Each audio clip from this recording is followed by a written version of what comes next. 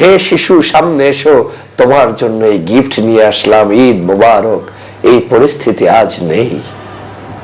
আজ পরিস্থিতি নেই। শিশুটি যখন রাস্তা থেকে দৌড়ে যাচ্ছে আর সামনের দিকে তাকিয়ে তাকিয়ে তার মাকে তার বাবাকে খুঁজছে, কিন্তু তিনি আর বাবাকে মাকে কোথাও পাচ্ছে না। এমনকি ও জানে না ওর মা ওর বাবা আর কোনোদিন পৃথিবীতে ফেরত আসবে না। একটি বস্তির ভিতরে কিংবা কোন একটি জায়গায় আশ্রয় নিয়েছে, সেই আশ্রয়ের মধ্যে আবার এমন কিছু এসে পড়েছে, তিনি মুহূর্তেই পৃথিবী থেকে বিদায় নিয়েছে। মানবতা শব্দটি শুধু কাগজ কলমের মধ্যেই সীমাবদ্ধ রয়েছে। পৃথিবীর কোথাও আর মানবতা নেই।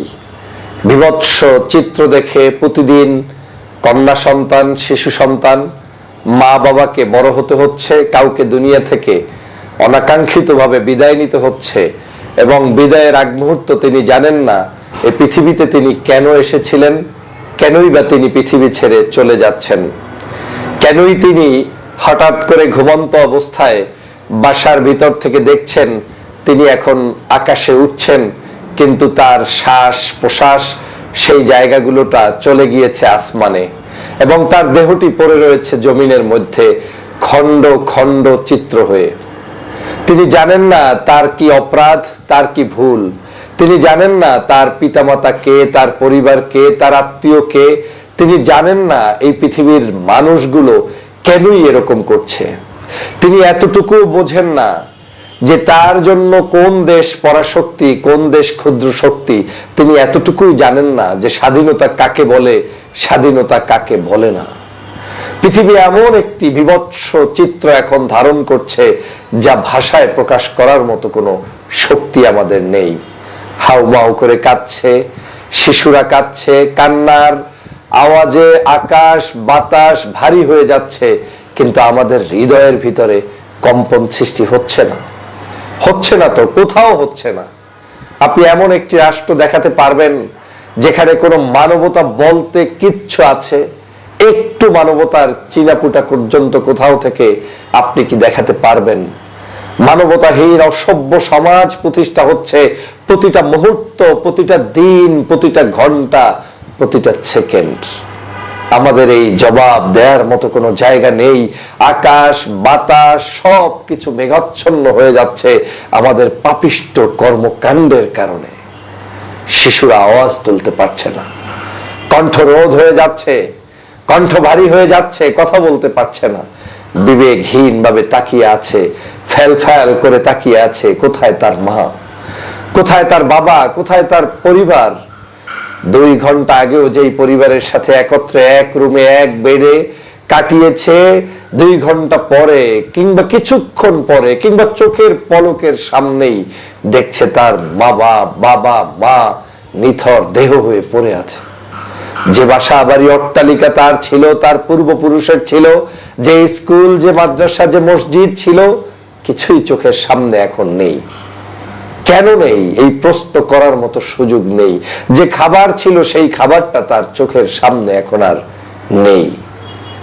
বাসার ভিতরে বসে চোখ দিয়ে তাকিয়ে দেখছে কখন আমার উপরে এসে পড়বে আর আমিও দুনিয়া ছেড়ে চলে যাব। মৃত্যুকে আলিঙ্গন করার জন্য যেই জনপদটি দীর্ঘদিন পর্যন্ত প্রতিটা মুহূর্ত, প্রতিটা সেকেন্ড অপেক্ষা করছে, যেই জনপদের প্রত্যেকটি বালু কণা, প্রত্যেকটি সীমান্তের প্রত্যেকটি জায়গা আজ শুধু একটি মৃত্যু দ্বীপে পরিণত হয়েছে। পৃথিবী আজ কোথায়? আমাদের মানুষ আজ কোথায়? মানুষত্ব কোথায়? আমাদের জ্ঞান কোথায়? আমাদের বিজ্ঞান আজ কি শিখাচ্ছে? আমাদের এই টেকনোলজি আমাদেরকে কি উপহার দিচ্ছে? এটা কি মানবতা? আমি যদি 100 বছর বেঁচে থাকার অধিকার রাখি, আমার পাশের বন্ধু রাষ্ট্র কি 60 বছর বেঁচে থাকার অধিকার রাখে না? আমার সন্তান যদি 5 স্টারে থাকার অধিকার রাখে, স্কুল কলেজে যাওয়ার অধিকার রাখে, কিংবা আমার সন্তান যদি ফার্স্ট ক্লাস ভাবে জীবন যাপন করার অধিকার রাখে, পাশের রাষ্ট্রটির ছেলে মেয়েরা কি একটু বেঁচে থাকার অধিকার রাখে না? তারা কি সামান্য কিছু খেয়ে পরে জীবনটাকে পরিচালনা করার অধিকার রাখে না? তারা এমন কি হয়েছে যে তাদের জীবন থাকতেই পারবে না, ধূলিসাৎ করে দিতে হবে, মাটির সাথে মিশিয়ে দিতে হবে, আর সমস্ত আলো বাতাসের ভিতরে গন্ধ ছড়িয়ে দিতে হবে মানব দেহের। কল্পনা করা যায়? কল্পনা করা যায়? এটা কি বিশ্ব সভ্যতা? এটা কি বিশ্ব মানবতা? এটা কি মানবতার কোনো চিহ্ন?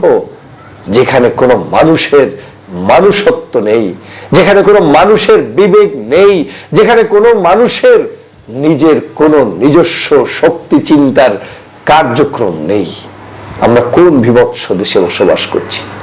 আপনি একটু বার চিন্তা করে দেখেন। রমজান কাটালেন, ঈদ কাটালেন, আপনার সংসারে নতুন জামা, নতুন পাজামা, কত বাহনা, কত বাজার, কত কিছু আমরা করলাম, আপনি করলেন, আমি করলাম। আমার নিজ সন্তানের জন্য কত স্নেহ ভরা মায়া নিয়ে তাকিয়ে থাকলাম।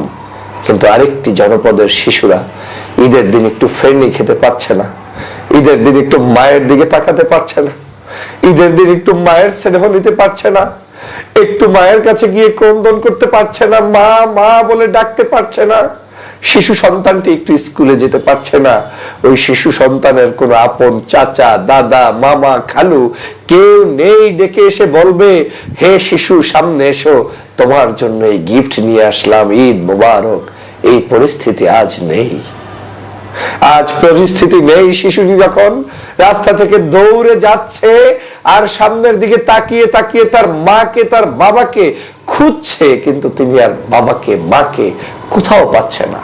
এমন কেউ জানে না ওর মা, ওর বাবা আর কোনোদিন পৃথিবীতে ফেরত আসবে না। একটি বস্তির ভিতরে কিংবা কোনো একটি জায়গায় আশ্রয় নিয়েছে, সেই আশ্রয়ের মধ্যে আবার এমন কিছু এসে পড়েছে, তিনি মুহূর্তেই পৃথিবী থেকে বিদায় নিয়েছে। গিয়েছেন হসপিটালে, হসপিটালের বেডে তাকে কাতরাতে হচ্ছে, সেখানেও হঠাৎ করে এমন কিছু এসে পড়েছে, তাকে দুনিয়া থেকে বিদায় নিতে হচ্ছে। গিয়েছেন অ্যাম্বুলেন্সে করে কোথাও, সেখানেও তাকে মৃত্যুর কোলে ঢলে পড়তে হচ্ছে। গিয়েছেন গর্ভবতী মা একটু তার সন্তানকে প্রসব বেদনা থেকে মুক্ত হয়ে দুনিয়ার মুখ দেখাবেন, সন্তান দুনিয়ায় আর আসতে পারছে না। একটু জানুন, একটু জিজ্ঞাসা করুন, একটু নিজেকে প্রশ্ন করুন। হে বিশ্ব বিবেক, একটু নিজেকে প্রশ্ন করুন, একটু নিজেকে, নিজের মানুষত্বকে জাগ্রত করে তুলুন। আমরা কিন্তু তাদের উপরই নির্ভরশীল। তাদের টাকা, তাদেরকে টাকা দিয়ে, পয়সা দিয়ে আপনি আমি আমরা প্রতিষ্ঠিত করছি।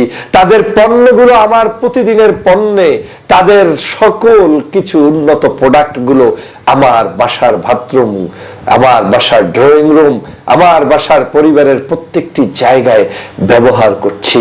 আর প্রতিটা মুহূর্ত আমরা রক্ত দিয়ে গোসল করছি, প্রতিটা মুহূর্ত আমরা রক্ত দিয়ে, প্রতিটা মুহূর্ত আমাদের শরীরকে ভিজিয়ে ফেলছি। এই কি মানবতা?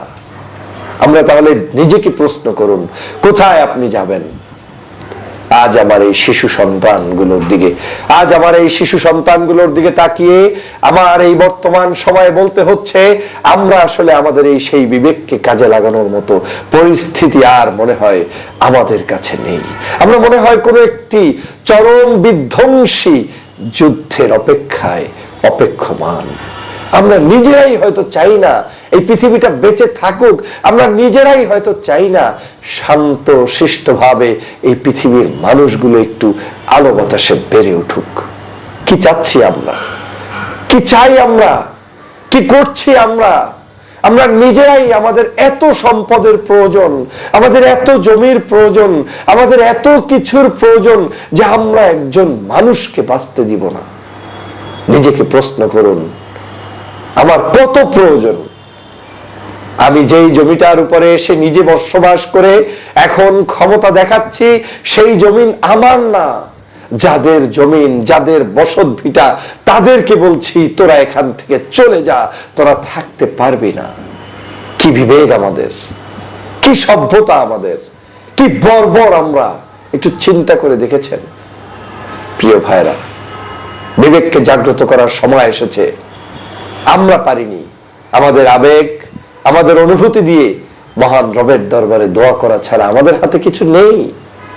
আমাদেরকে সতর্ক অবস্থানে থাকতে হবে, আমাদেরকে প্রস্তুতি নিতে হবে, আমাদেরকে ইন্টেলেকচুয়াল জায়গায় আমাদেরকে পারদর্শী হতে হবে।